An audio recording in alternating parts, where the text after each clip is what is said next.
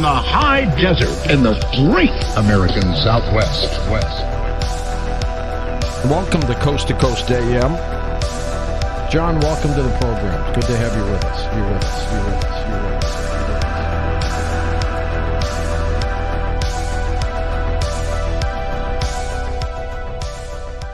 Welcome to Coast PM, the number one unofficial Coast to Coast AM podcast. We are two brothers who analyze the world's largest overnight paranormal radio show, Coast to Coast AM. My name is Paul, and I'm the guy that listens to this inexplicable radio show here with my brother. Hey, it's Chris. I'm the Sancho Panza to your Don Quixote, except we actually want to destroy windmills. We do indeed, although I think all windmills down. Isn't conspiracy theories just tilting at windmills, though, in the end? It is, absolutely. It really is. So well, good. Chris, speaking of tilting at windmills, we have an episode today, and we will be talking about the Ron Allen and Alana Freeland's interview with Richard Syrett. Okay. Which is one of the guest hosts that we have not covered yet, which is exciting. All right, Richard Syrett, very interesting. So, what do we think? What do you think about Richard Syrett, Paul? You know, I think he has a great radio voice. I'll tell you that much, which is very, very exciting. He has a good radio voice. You really can't fault most of the Coast to Coast AM hosts. They all have great radio voice. They do. But today, Chris, we're going to be talking about MK Ultra and gang stalking. Oh, yeah. So wait, what exactly is gang stalking? I guess we'll get to it. We're going to get into it, but right. It is going to be all about how MK Ultra is still running to this day. You thought it shut down in the 70s, Chris. It did not. And they're still targeting. I did not think that. You didn't think. Well, you know, the normies do. The normies do. I did not think they shut down MK Ultra. And they are using microwaves to control your thoughts.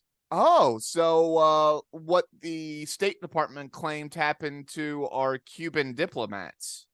Well, I believe that wasn't controlling their thoughts. Wasn't just making them ill. It was, yes, it gave them tummy aches. Yeah, it gave them tummy aches. Yeah, it's like that, but it's actually like changing your thoughts and your memories. It's like more like brainwashing. All right, cool. But before we get to any of that, we got to check in with Tim Banal at the Coast to Coast AM blog. Tim time. So today's article actually comes from a recommendation from one of our listeners. Chris in North Carolina was asking for more Loch Ness Monster news. So not getting enough Loch Ness Monster material from Coast to Coast PM. Not enough Nessie. We need more Nessie. Okay, more Nessie. I used to love Nessie, but as I've gotten older, my thoughts have turned away from Nessie. Do you no longer that is care not the for case Nessie? for everyone. You've lost your love for Nessie?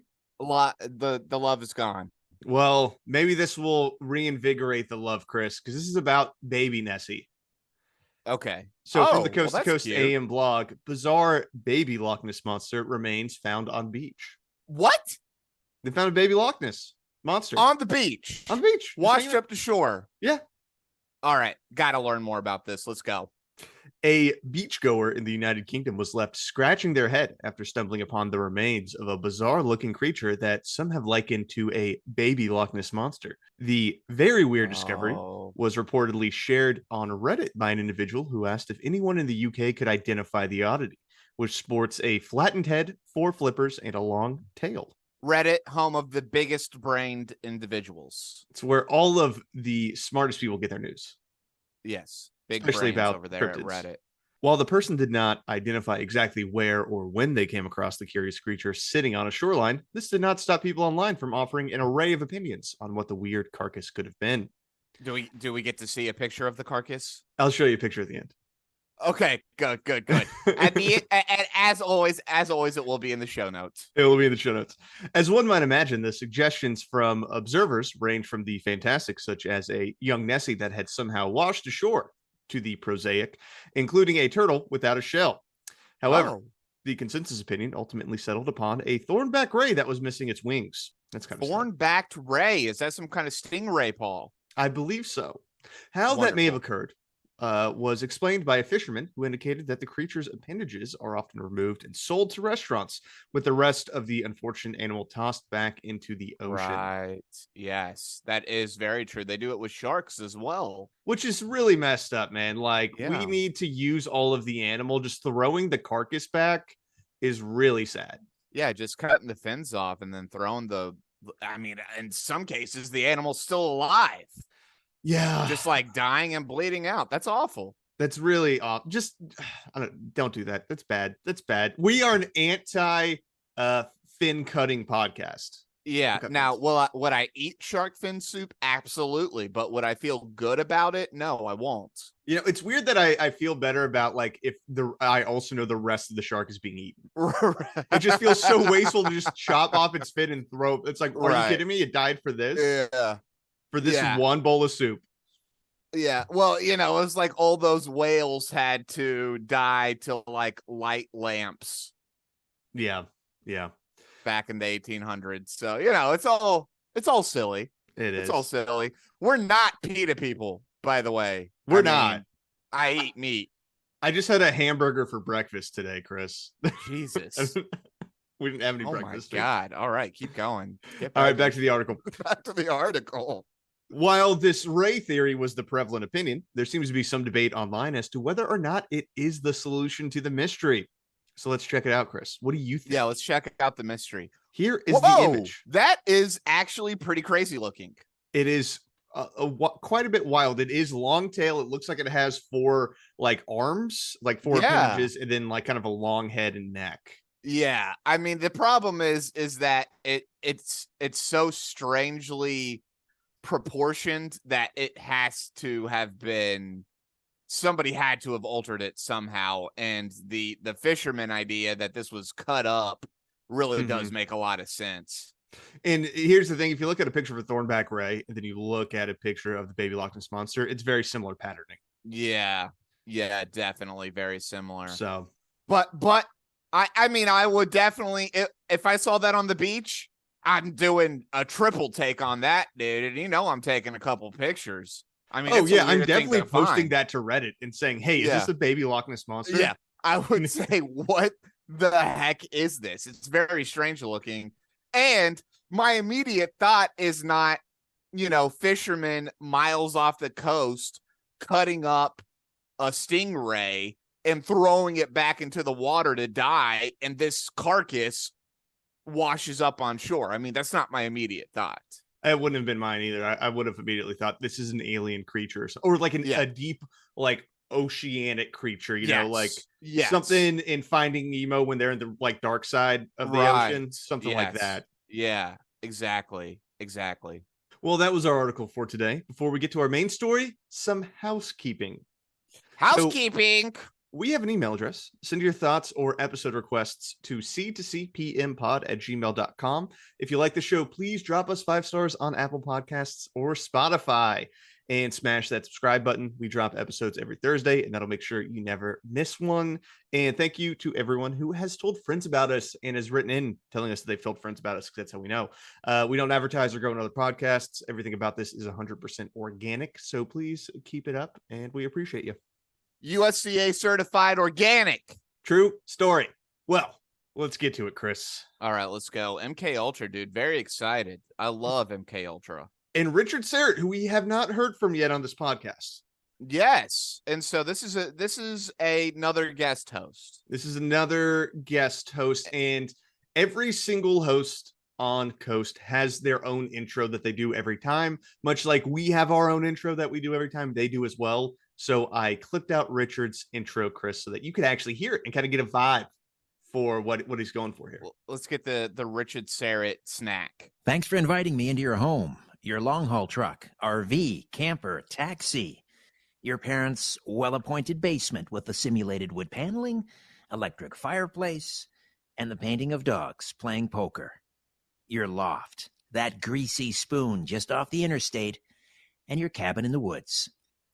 Welcome to Coast AM, the very best in late-night talk radio. I'm Richard Syrett, and this morning, I am coming to you live from my home studio in Old Thornhill, just north of Toronto. He's got his key demographics down. Oh, 100%. He knows who his listener is. That's why I love it so much, is that it evokes all this imagery of everyone who, like, it's what I Yes. imagine everyone's listening to Coast is doing. Immediately, dude. And it was like in the 1950s, and everyone's standing in front of their radio, just looking up at the dial. This is a magical experience. Yeah. I was there, dude. Very well done. Very well done. He has one of my favorite intros, and he's in Canada, which I think is fun. I don't know why. Very but funny. The image of this man, like, Canadians are funny in that it's fun to point at them, right? They themselves aren't funny people. They are a funny people to make fun of. Do we have Canadian listeners? Yeah, actually, we do. Do we? Oh, okay. Well, if you're Canadian, write us. C2CP. Yeah, right in Canucks. I didn't mean it. You're a wonderful people. I don't get poutine, but it was all right. It was okay. Well, you're running out of U.S. states to malign, so we probably got to start with the Canadian provinces. I'll start going international. Just hating on Saskatchewan or something. Dude, I don't know enough about one province, let alone all of the, anything individually about them that I could really malign them truly. Yeah, well, there you go. So for this episode with Ron Allen and Alana Freeland, this is about a book that Ron Allen wrote. So the book is called 21st Century MK Ultra Slave. Alana is his editor. Okay, all right. And so can we get a general, what's this dude's background, or is Richard about to tell us? So his background is that he grew up with a very traditional family, traditional upbringing.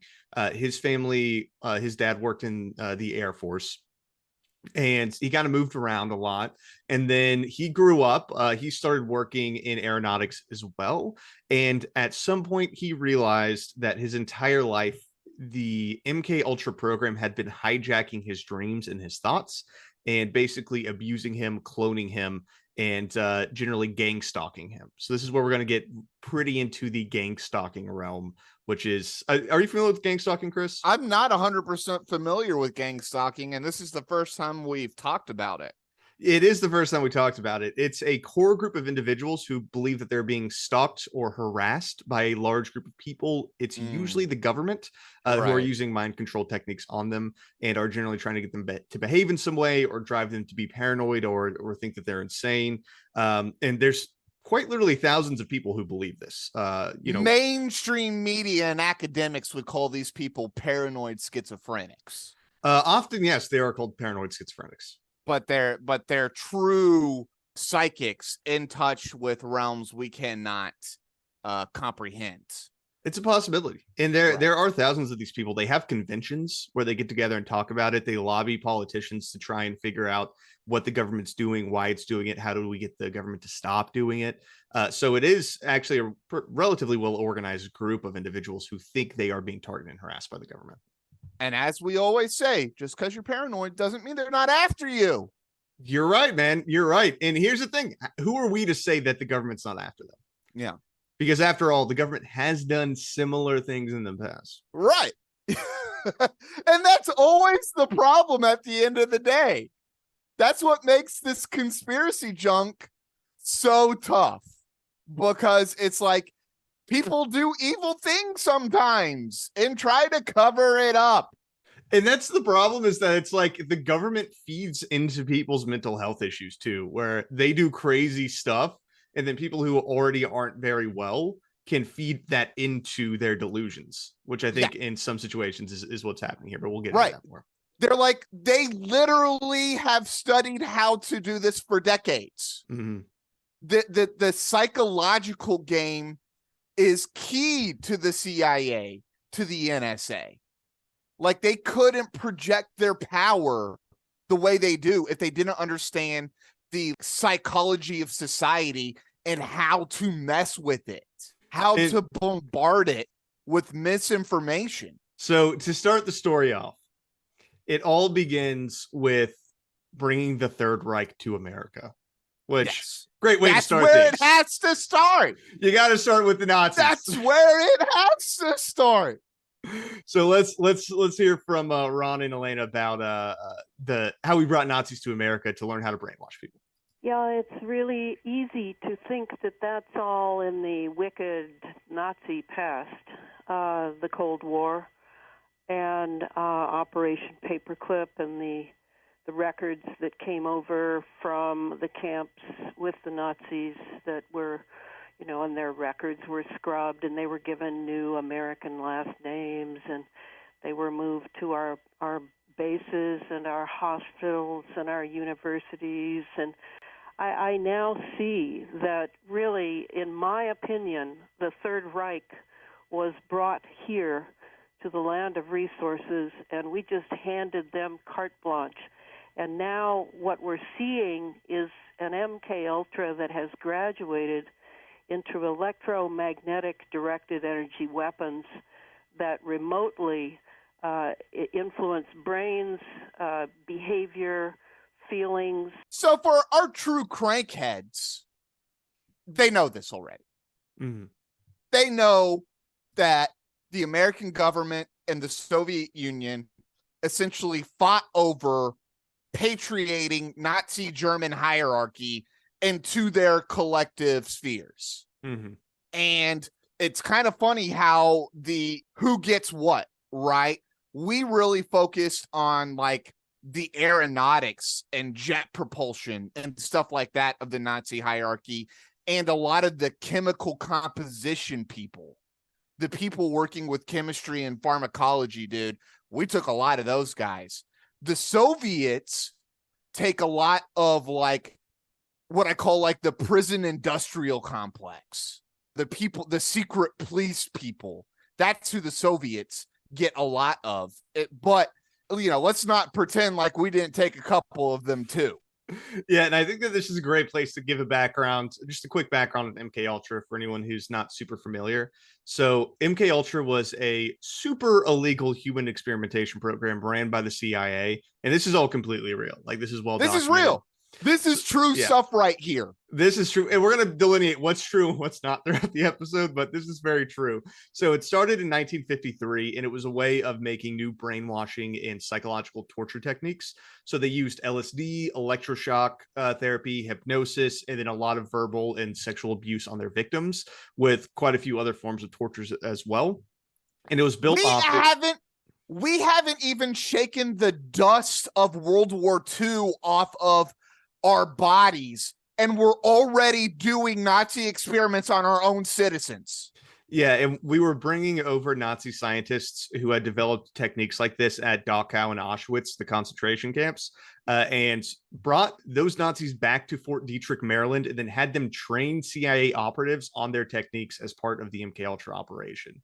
And this is work done that was established by the New York Times journalist Stephen Kinzer. So if you want to look into it, you can definitely Google him and see some of his writing on it. Ultimately, it was said that MK Ultra was shut down in 1973, and a lot of the documents didn't survive because they were destroyed. But according to Ron, it never actually stopped. No way, dude. They just changed the name. That's a classic technique of these sociopaths, dude. Oh, everyone knows what MK Ultra is now? It's called F2 Micro now. That's a good one. Good name there.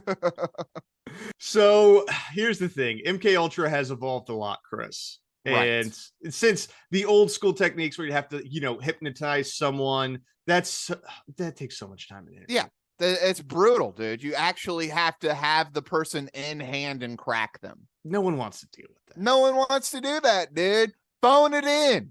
They would have to traumatize you, the child. They would give them drugs. They would hypnotize them. And that was a pretty hands-on procedure at that point in a clinical setting or a hospital setting. But what it has become now is it has become remote. And all they need is a 4G plus system or a 5G or a 6G system. So, we're in a way we're still fighting that war, is how I feel, because I have dedicated thousands of hours to studying this stuff to figure out how this is going to overtake most Americans. So they're anti 4G, 5G. Yeah. And I wasn't really aware of 6G. I don't know where the 6G is coming from. I don't know who's using 6G. You don't know about 6G yet, but just you wait. I'm a little worried we're going to get a strike on YouTube for this because of the 5G conspiracy. We got in trouble for the nanobots before. Oh my God. Nanobots in the vaccine. I actually had to fight YouTube and say that it was parody and that I was actually arguing against nanobots being in vaccines. I don't think you're allowed to say the word nanobots without getting a YouTube strike at this point. Yeah. I think it's the same thing with 5G, dude. Saying that our cell phones are tracking us was totally fine to YouTube, but saying that the vaccines were tracking us, that was a strike. So, and here's the thing. I'm going to be very clear. I don't believe 5G is controlling our brains. We are reporting on the fact that these people think 5G is controlling our brains. Yeah. We'll see if that disclaimer helps, Paul. Well, it won't. It never does. So that's what they think, right? That MK Ultra used to be, we'd sit in the room and it'd be like Clockwork Orange, hold your eyelids open and brainwash you. Now it's we shoot like 5G waves into your head, and that's how we're brainwashing. That's how we're controlling. I mean, and listen, to give them a little credit, the proliferation of what like 4G and 5G need is actually kind of interesting. I mean, for 5G to work properly, they have to have these little boxes, several in a neighborhood. And so that is kind of weird. Why is that? And there could be a simple explanation for some of these things, but I often feel like there isn't enough public knowledge as to why is Verizon or AT&T putting 6 of these boxes in my neighborhood? What's coming? What is being put out by this box? Well, it's just a generally spooky vibe. I think everyone in America has grown up with stories of 1984 and like freedom and all that stuff, Manifest Destiny, all that, whatever. And I think, having known that the U.S. government is actively surveilling us, with the Snowden revelations and all that good stuff, like, no, they are listening to everyone's conversations. Right. I think it's going to naturally feed into conspiracies whenever you're putting boxes up in places. Because the thing so maybe it's not the 5G and the 4G boxes, right? But at the end of the day, they are right. We are more heavily surveilled today than we have ever been in the history of humanity. And that's a global phenomenon. Yeah. Which my issue with it is, I don't know if this is getting us any closer to solving the problem by saying 5G is brainwashing us, but we are more surveilled for sure. Right. Okay. So let's get deeper into this. We're still surface level. So what's happening to Ron? What's actually been going on in Ron's life where he thinks that this is happening specifically to him, right? Let's get a little background, baby. And it's going to be a little weird. Can you, as best you can, explain what has been happening to you? Yeah. I go through a lot of, every time I go to sleep, I'm taken. My dreams, I used to have occasional dreams. Now it's pretty much constant through the night. I wake up often and, I'll wake up with an erection. I have to do this counting thing that I do to quiet it down. Because I just don't want that in the air. Does this man think he's the only person who's woken up with an erection in the middle of the night? It's quite weird. This man does not seem like the most put together individual, and Richard has to continually keep him on track to get the story out of him. Yeah. But what's happening is that they're hijacking his consciousness, right, and forcing him to participate in elite sex orgies is what he's going to be getting at here. The elites have to have me in their sex orgies. You don't understand, Richard. I'm so good at sex. It's going to be really weird from here on out. I'm just warning you. And here's why I think this is worth covering. That, dude. It's because this is the kind of shit that Richard Syrett has when he's hosting, or that Connie has when she's hosting. It is ridiculous. I was going to say there's already notes of the Astral Dreamscape Bureau. Yeah. And this is the kind of stuff that's put on the radio across the country. And we're going to get into a bit more about gang stalking as a culture and a phenomena. And we're also going to hear a little bit from Vice News that has covered this quite a bit. So it's going to be a lens that we get into some real stuff. But what Ron is talking about is just wild. So Syrett has to keep trying to keep Ron on track here. So when you're falling asleep, it sounds like, and I'm using my own terminology here, so you correct me if I'm missing the mark, but it sounds like you're saying that they're hijacking your dream. Right. And they are my consciousness.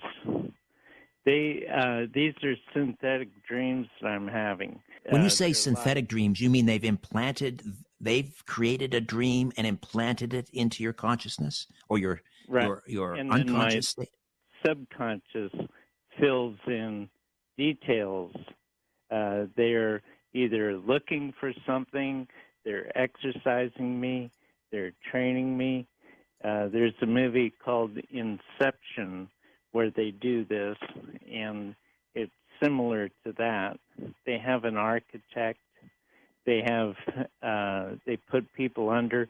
With me, they do it with frequencies. In that movie, they did it with a drug, and it's the same thing. They've got an architect that's setting up the landscape, and then I put in the movie they had a safe that they wanted to know what the person was hiding, so they provided a safe so that they could see what the person would put into it. Inception has been detrimental to the conspiracy world.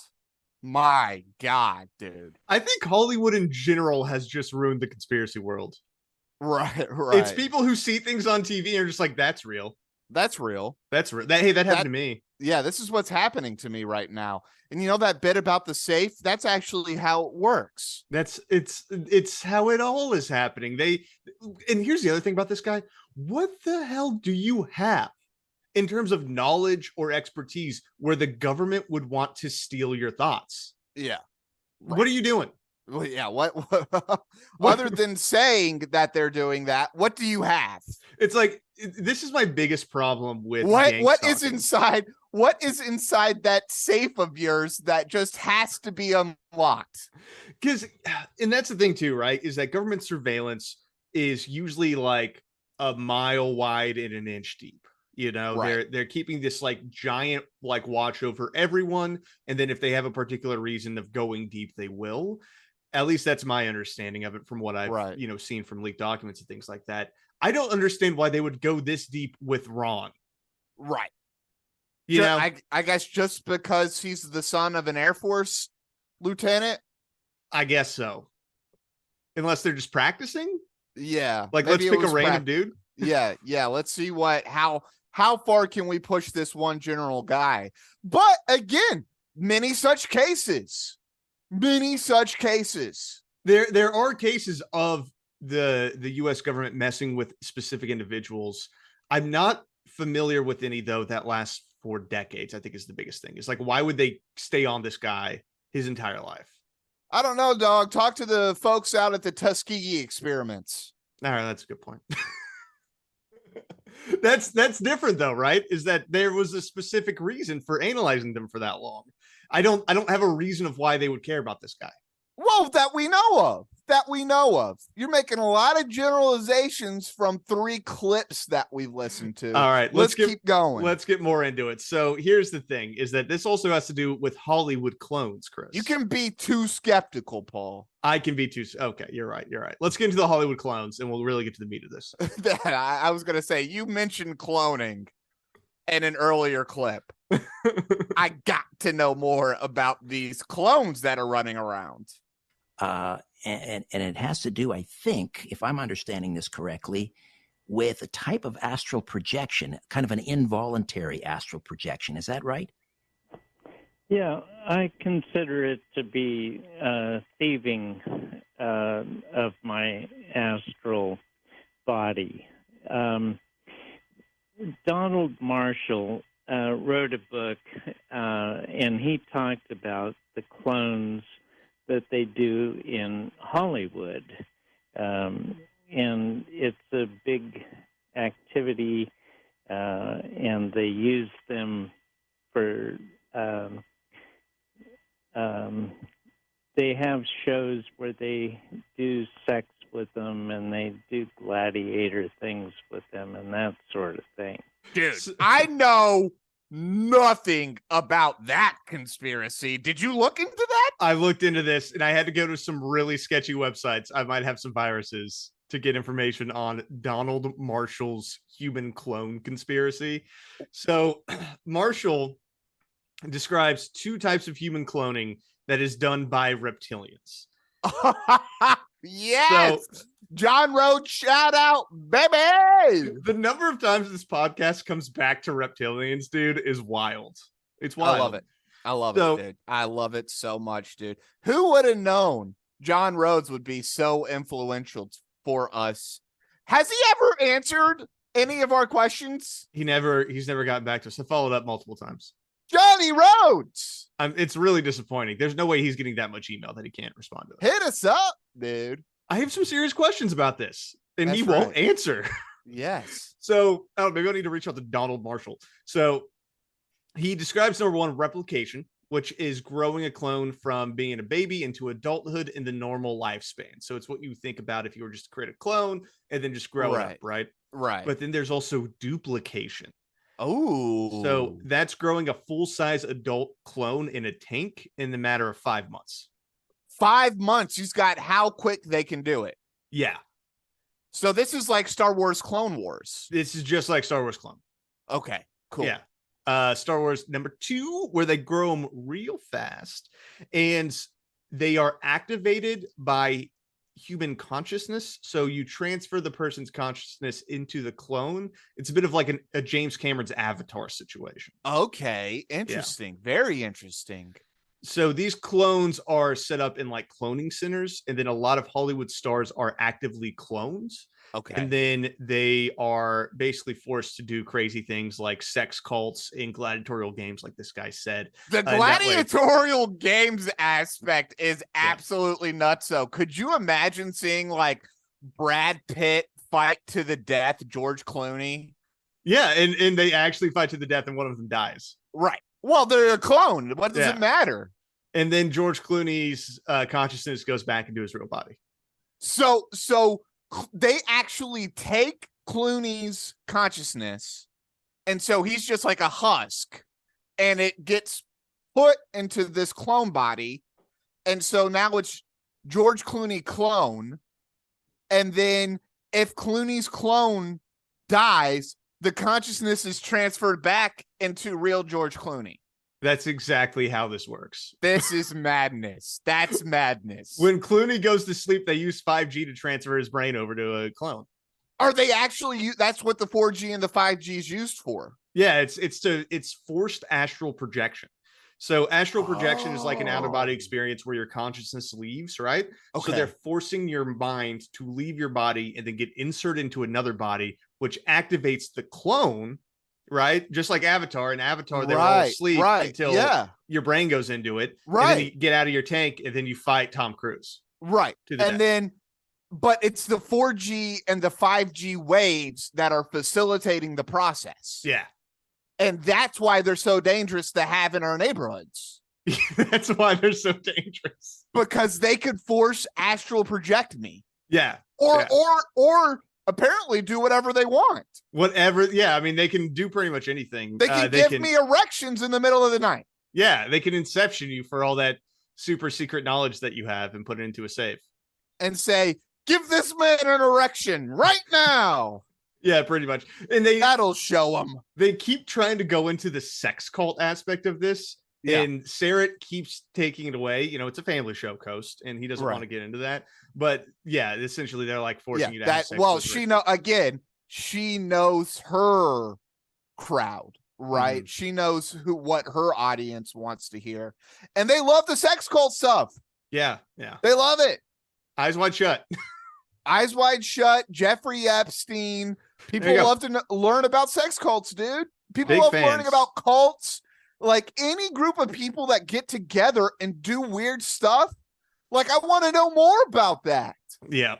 So Here's the thing. Syrett's like, yo, dude, I remember MK Ultra being a little different from what you're describing. Alana, when I think of MK Ultra, I think of, for example, up in Montreal, up here in Canada, when you had the Dr. Ewan Cameron overseeing this project at McGill University and Allen Memorial Hospital, where they were taking women coming into the hospital who were probably suffering from things like postpartum depression, and they were basically wiping their minds clean with massive doses of LSD. Yeah. That's what I think of MK Ultra. Now we're talking about what? We're talking about hijacking someone's consciousness while they sleep, and well, yeah, but how does that happen? Among those 149 sub-projects of MK Ultra, the original one, back when they were using hypnosis and drugs and trauma, remember, there was an operation called Operation Often. And what that one was doing whatever it took to get the person very close to death so that they could learn basically about the other side, basically about what lies beyond death. And that included getting people to be psychic. Is that even close to a real number? 149 sub-projects? I can believe that. I don't actually know if there were that many sub-projects. Okay. I mean, I can totally buy it. I mean, I have always assumed that MK Ultra was kind of a sweeping cover name for a bunch of various experiments. And again, I have always assumed that they did follow a myriad of different lines of how do you mess with the human mind. Well, and one of the ones that I found very interesting that Richard Syrett mentions is the Canadian experiments. Yeah. So I had never heard of that before. I didn't know that we were operating in Canada. It's not shocking, but yeah, why would I ever look into Canadian history? It doesn't make any sense to me. There are marginal people. Yeah, but for our Canadian listeners, I did dig into this for you. So in 1957, the CIA recruited psychiatrist Donald Cameron to run experiments in Canada, specifically for MK Ultra. And he started testing his psychic driving theory at the Allen Memorial Institute of McGill University. Psychic driving? Yes.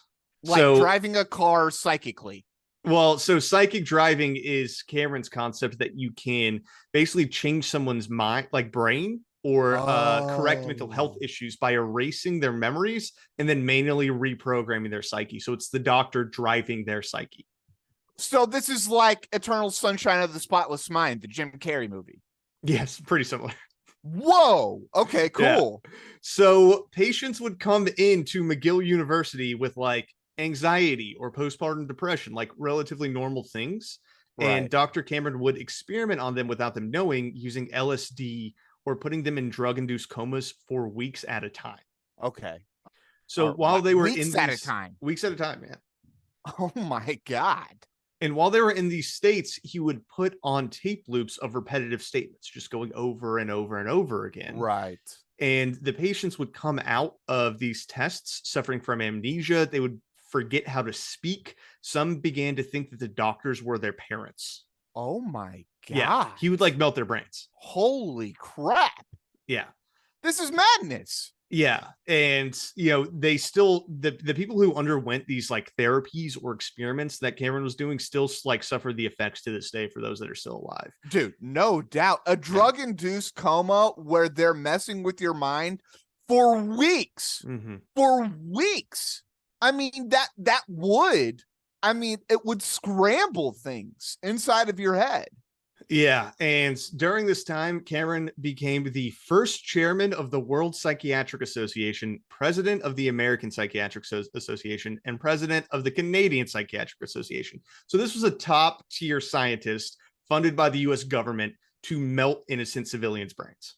This is insane, dude. Who knew the Canadians had it in them? This is why we have conspiracies. Yeah, right. It's because we did this stuff. Yeah, we did this. And then everyone's like, what else are we doing that we don't know about? Because we didn't know about this at the time. We didn't know about this at the time. We still don't know a lot about it. Because they destroyed most of the documentation. We really only have a sweeping narrative, right? Yeah. We don't have a lot of individual details. Mm-hmm. So let's get to the question of what does this have to do with Ron? So this idea that Ron's astral body was being removed electromagnetically with a frequency and zoomed over to his clone, which had his genetic makeup.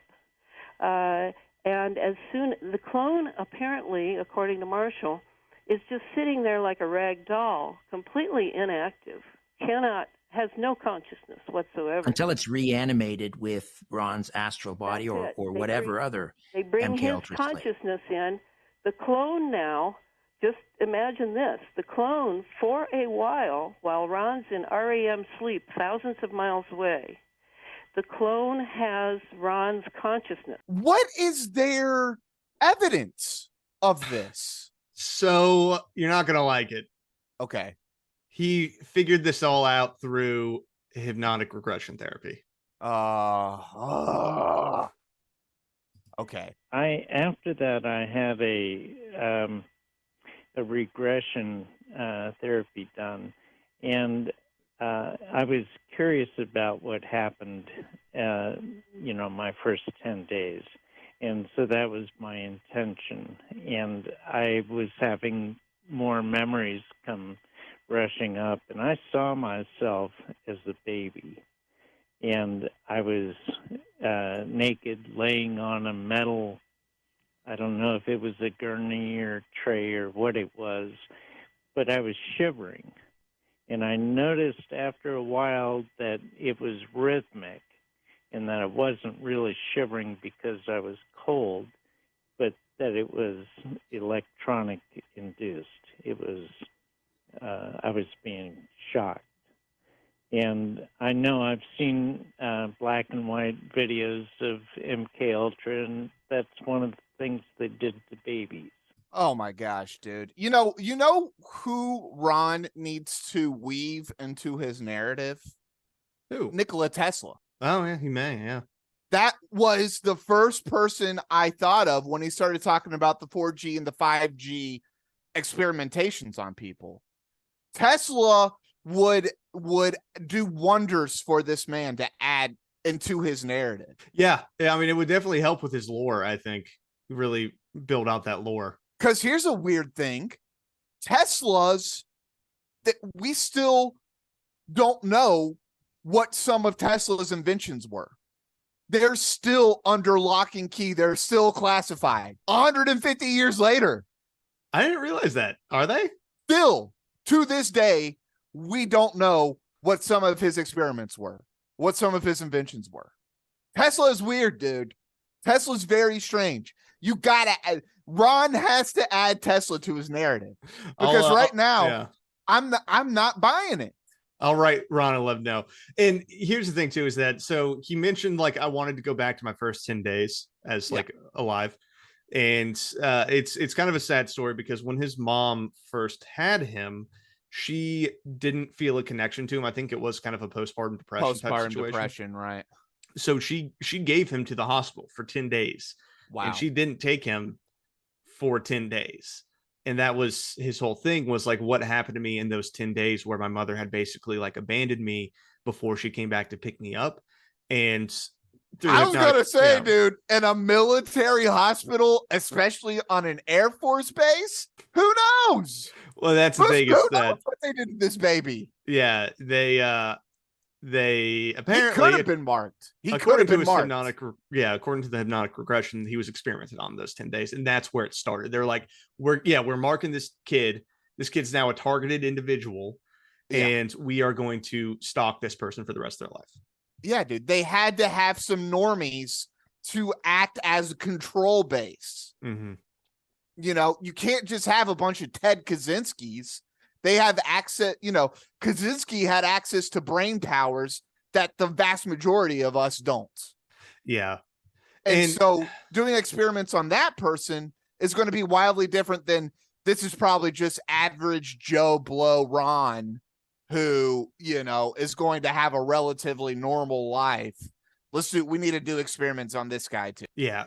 So it's interesting. right? That's And- an interesting plus side in the pro Ron column. That's okay. Ron's getting some points with you. He just got some points with me. So, Sarah asks a pretty obvious question. What do you say to the people that think that this is all nuts, that you don't have any actual evidence of this? There may be someone out there who will call in and say, how do we know any of this is true? How do we know, Ron, this isn't a fever dream of someone? You're either making it up or you're delusional. What do you say to those people? There's plenty of other things that people are coming to terms with right now, and it's going to be pretty difficult for people to believe that they understand everything that's going on the planet.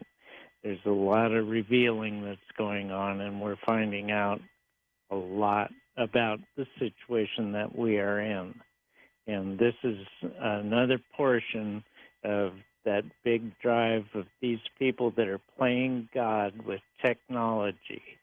And that's where we are. And this is part of that. So he pretty much gave us the conspiracy fallacy of there's a non-zero chance that I'm lying. Yep. Pretty much it. There's a non-zero chance that You gotta I'm telling admit. an extended lie. You got to admit, it's possible. Yeah. It could be happening. It could be possible. But I will say, dude, we do have some psychopathic elites that are willing to do insane things. And the more money they get and the more out of touch with society they become, the more they're able to isolate themselves, the more insane those thoughts are going to become. Yeah, So I did connect with that part a little bit. Jeff Bezos trying to become immortal. I mean, Right. he's putting millions of dollars into technology to stop aging. That's exactly right. Elon Musk trying to escape to Mars. Yeah, I don't blame him. If I had billions of dollars, I would probably want to get off the planet too before the mobs come for me. Yeah. So we then take some callers. I think I would call it, would be what would really flame the conspiracists. I would call it like the USS Noah's Ark. Yeah. That would destroy them. It would absolutely melt everyone's brain. I don't want to see the results of that. I don't want to be around for that. I'm too deep in these circles, Chris. I don't want to deal with that. That would melt my brain. Elon, if I got some other really great ideas, if you want to reach out, Give us just tweet at him, dude. He'll probably respond. He'll probably respond. So we get some callers, and this was where I ended up having to go really deep into gang stalking, right? Okay. Is because apparently there's a lot of people who think like this.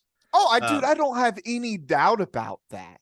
Including this caller who says that her boyfriend was a targeted individual by the government. So my last boyfriend was a targeted individual, and things like we'd show up at a gas station or a store or something. People would just show up, and they would play out a scene in front of us, and or follow us all around the store. But the biggest deal was we're going to go to one store, and driving there, I pulled over because I was crying, and I told him all I've ever wanted, is a card from you. And we get to the first store, and he goes, I don't want to be here. And he whispers to me where he wants to go because I think they're listening over his phone and tracking his phone. And so we go to the next door, and the cashier says to me, he should really get you a card with a real menacing look. Knew what we were talking about in the car, And my next point is the foster children are also throwaway kind of children. And I lived on Long Island as a foster child for many, many years. And Montauk, where they did the Manchurian Candidate, is on Long Island. President Biden, sometimes he's real clear with what he says and whatever. Maybe that's what they have him asleep and they have his double, saying, clearly things, whereas other times he can't put a sentence together. Maybe the gentleman, he can wrap himself in a white light before he goes to sleep. Maybe that can help protect him in prayers. It ends with a little advice. Yeah, a little advice. And also love throwing President Brandon under the bus. That one made me laugh when she was like, sometimes he makes sense and sometimes he doesn't. What if his like brain is like asleep? What if clone Biden is in the middle of a gladiatorial battle with clone Mitch McConnell, and he's in the middle of a speech and they just shut him off immediately?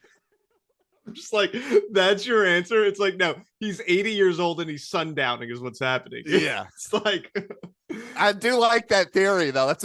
I do want to see more sex orgy Biden and gladiatorial battle Biden. Yeah, that was one of the more wild things.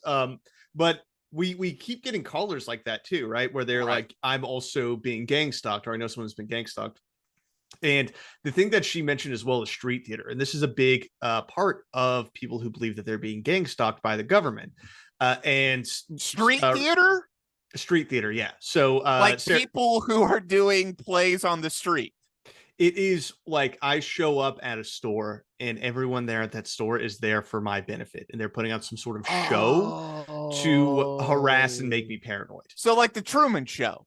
It's basically the Truman Show. Yeah, exactly. my life is the Truman Show. Except whenever it's like you're traveling around the normal world and then you get to a location and everyone there is actually an actor for your benefit.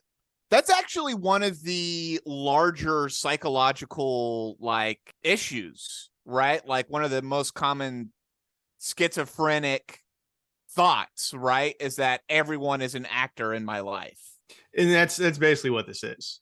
I mean, it's such an easy synapses, right? Mm-hmm. To hit. Everyone's an actor. Yeah. And then that's all you need, right? That meme is so powerful. And that's exactly what Syrett asks Ron about too. Like, do you get this sort of street theater that the caller's talking about? And then the street theater. Do you also get street theater, Ron, happening where people will... Upon occasion. Yeah. Sometimes it's worse than other times, but that basically I'm in an area where I don't get out a lot, and it's the midnight, dream scenario. But Ron, they followed you all the way to my place when we were working on the book, and would do something to your camper. Correct. Yeah. To just let you know that they're here. So this is one of those weird things where it's like I can kind of see why these agencies would pick on normies a little bit, because you would have to practice a little bit, Yeah. And you don't want to practice on, Senator X, Representative Y. You need to practice on Ron Allen, Random Joe, right? Try these different techniques. Do they work? You're an entry-level spook. They're not going to send you to Iran immediately. You got to get some practice in the homeland. It's an interesting idea that the CIA is targeting the same person for like 60 years, but they're using it as like a training, as a training, right? So you're constantly having new people. And it's like, okay, yeah, you're getting assigned to Ron. We've been on Ron for 60 years, so he's expecting it at this point. He's expecting it, so it's even more impressive. Yeah, if he doesn't know what's happening, or you're able to keep up the play. It's essentially a very long practical joke by the CIA. It's generations of agents have picked on Ron now. It's the CIA's version of that story in India about the kid that was convincing the woman that he was a ghost. Exactly. For months. Exactly. Just the CIA doing that to Ron. Yeah. Yeah. And there's like 15 of those people out in the population. It was never big, but also it helps in adding to the lore, right? It's almost like the opposite of a limited hangout. It's like you just need like these 15 people to be like, I'm being followed all the time.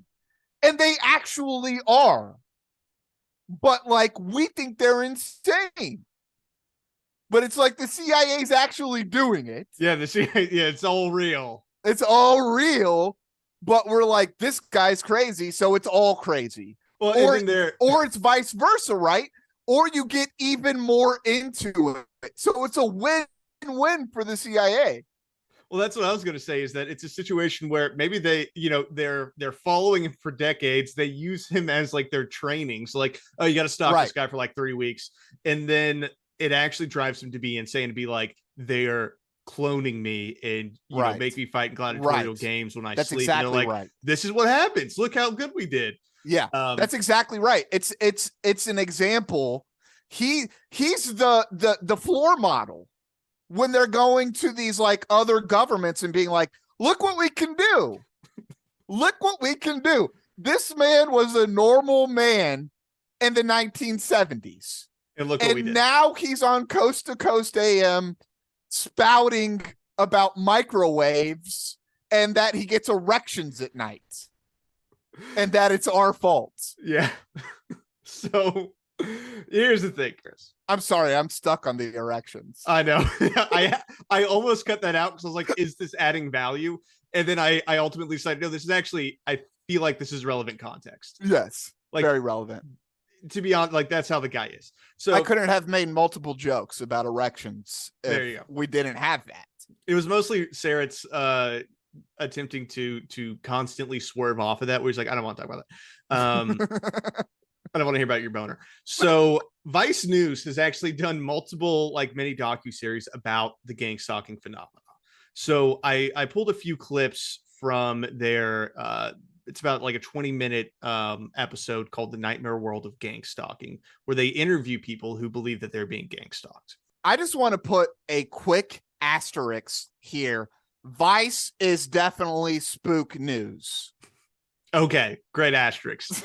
So great asterisk there.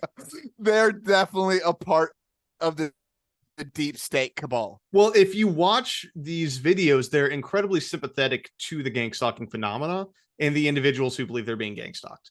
Because when you watch it, it's like, no, these people are actually in distress, like constant anxiety and paranoia. And that is something that you should be sympathetic towards. Did you know the founder of the Proud Boys was actually one of the first, or I believe one of the founders of Vice News? He was co-founder. Yeah. He since left, and he just did an interview with Kanye West as well. Well, that's not surprising. So yeah, that'll be a fun one. So but anyway, so this is all that is a big asterisk. Take what Vice News does with a grain of salt. All right, this is actually a good clip, though, so let's listen. Okay. What they'll do to a particular person in order to stress them out is they'll hit them with the same thing over and over and over again.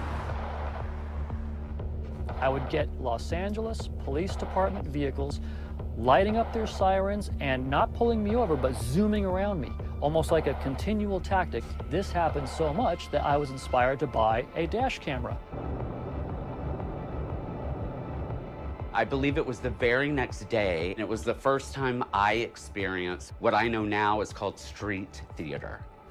And I watched the parking lot literally fill up with cars. And, you know, heterosexual couples would hold hands and like stroll through the back of the parking lot like they were on some 1950s sitcom. People that are trying to look incredibly normal look incredibly abnormal because they're acting. It's not authentic. That was when I first started thinking, it's all of them against me. So in that latter guy that was speaking was actually, he's a very successful makeup artist. Like he's you know, relatively famous, and he began to believe that he was being stalked because he was gay. So he would see a lot of very strange things, like on the interstate, where people would like surround his car, or like he said, it was just a bunch of heterosexual couples that would just like show up and be doing some sort of street theater for his benefit. And that's the thing with gang stalking, is that it's not just like cranks, right? Or people who are straight up like living on, like homeless people on the side of the street. It's a lot of them are actually relatively successful, right? They're, you know, lawyers or doctors, and they believe these things, and they even hide it from their own family because they don't want to freak their family out. But they find communities online where they can talk about it and hear from other people who have had similar experiences. Well, and let's go back to Inception, since that's the one that we all seem to be using, right? I imagine that once this seed takes place inside your brain, that you are being followed, that everyone in your life is an actor, it's so easy to take root, and then it would be so hard for it to be able to be taken out, right? How can you tell me that you're not an actor? How do you convince me of that?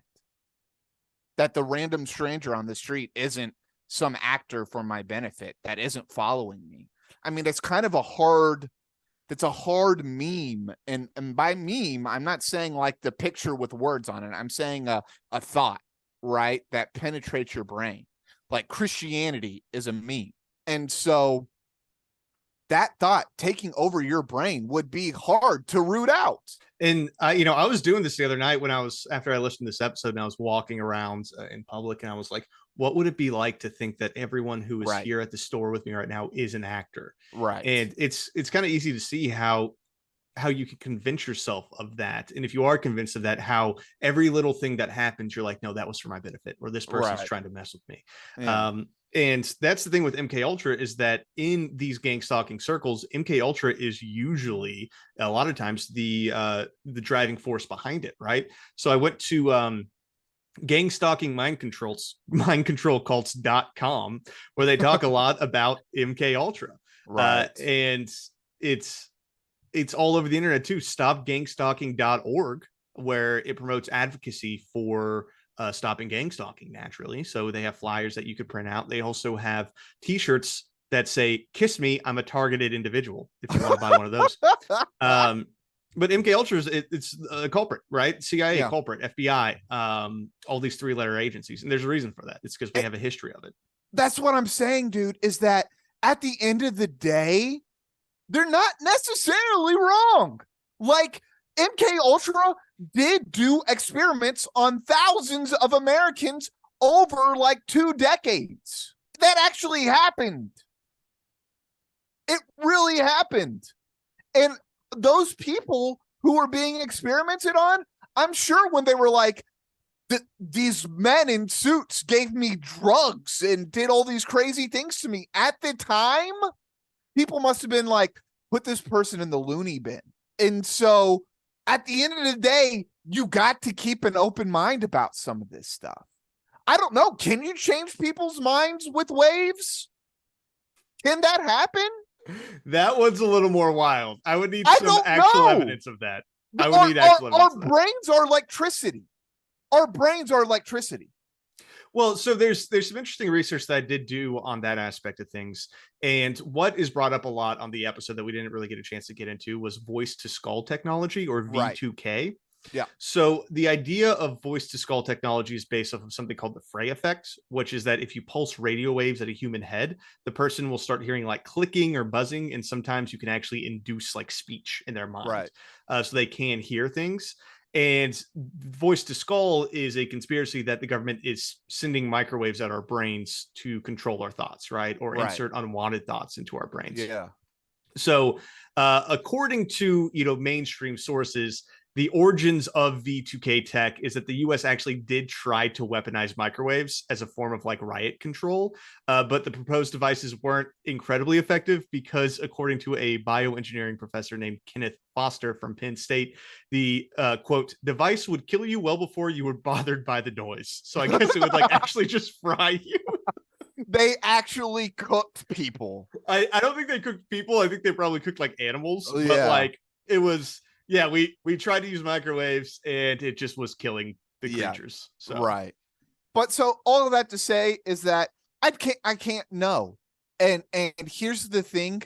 There was so much experimentation in the 50s, 60s, and 70s. Who's to know where the technology led? And if it had this type of outlook, if it had this type of we can control people with waves, you wouldn't let that out. That's a high level secret, dude. That's a big secret. That's a game changing secret. Yeah. Like 7 countries know how to make an atomic bomb, dude. 7 countries. So like, let's like, if this is mind altering stuff, literally, this is game changing technology if they have it. And on that Vice documentary that we pulled a clip from, they do interview a psychiatrist as well. And basically what he's saying is like, maybe we're all crazy for not thinking that we're being surveilled because of how much the government surveils us. But the ultimate question is, what sort of impact is the obsession of the perceived surveillance having on your life? And it's a very, very negative impact. One of the guys is just like living out of an RV and constantly like moving around. It's not healthy. And in a lot of cases, it probably is mental illness. But it's one of those things where it's like, yeah, we're all being listened to. Thinking about it all the time probably isn't great. Because it may make you start going crazy. Like the government is tapping into AT&T constantly and pulling data off AT&T. So it's like when you're sending text messages, you think that's secure? Nah, dude, they got it. I don't know, man. Maybe more of us need to start thinking about it a lot more. That we are the ones who have allowed them to take this power, dude. Could be. I think Ed Snowden would probably say we should. We've given up our agency. So that is the story of MK Ultra and gang stalking, Chris. A scale of 1 to 5. Man, I don't even know. Microwaves blasting your brain to turn you into a sex robot. What do you give the story? I'm gonna slice the baby in half and give him a 3. Okay. Because this is where I always say sometimes conspiracy theorists are directionally right. I think that Ron is kind of directionally right. He has pointed us into the general right direction. Is the specificity of it great? No. I will say that the Hollywood clone lore is very, very good. That there are actors and famous people fighting each other to the death and like sex cults surrounding these celebrities is very fascinating and can definitely be developed. But actually, I think it hurts some of his argumentation, actually. The astral projected clone sex cults hurts his argument? That hurts a little bit. That hurts a little bit. But I will say, always be skeptical of the government.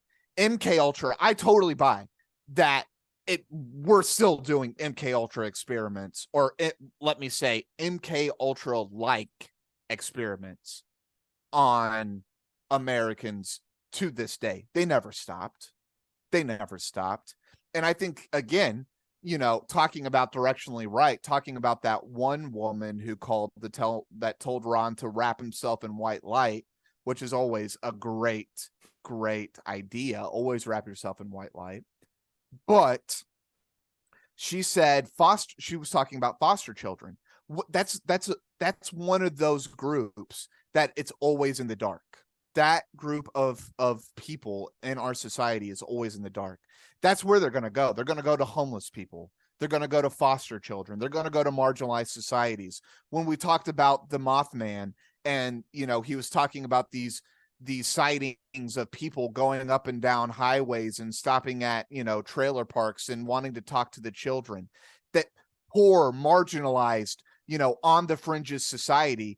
These people are always going to be, because they are in the background, they can be messed with. Well, to be fair, though, you are correct there, especially like with things like Tuskegee, but also MK Ultra was active on Harvard and Stanford campuses. That's true, too. So they also do go after elites. You need both. I think it's a little funny. Like I said, you need both. Yeah, I do find that a little funny that all these assholes who went to Harvard and Stanford then started experimenting on people who were going to Harvard or Stanford. But which ones did they mostly experiment on? It was the middle class and lower class people who got into those places. It was not the high elite echelons, unless they were like the Kennedy sister who was mad. Then they messed. That's a whole different story. Well, Chris, I'm going to give this a 2 out of 5. I That's agree fair. with you. That's fair. I think the gang stalking stuff, it was an interesting rabbit hole of a subculture that I wasn't familiar with.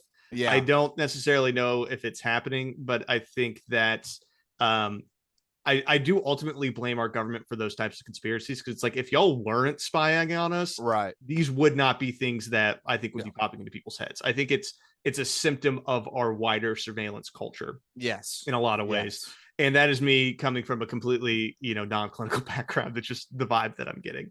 But and like so much, it's a symptom of the disease. It's not the disease. Yeah.